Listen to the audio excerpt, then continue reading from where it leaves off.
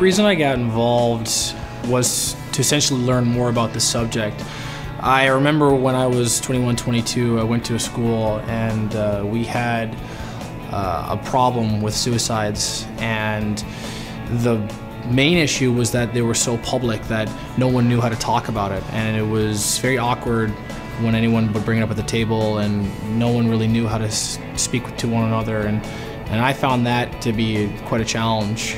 So when Luke and Stephanie Richardson approached me about getting involved, I knew I wanted to get involved because it's a subject that I don't know, I'm still learning a lot about, and I will want to learn more about, and I think it's a great cause, and I think it's definitely worth talking about it because it's something that's very prevalent in our society, and a lot of people don't like talking about it, and I think it's definitely worth having a discussion. Most important thing I've learned so far is how important it is just to talk about it.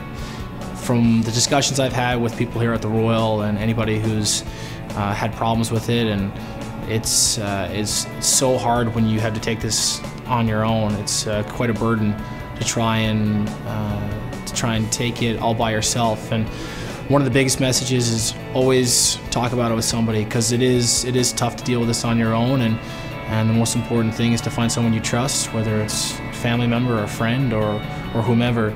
It's quite important to get this off your chest. And once you start talking about it, then you can start to recover. But the most important thing is just to start talking about it.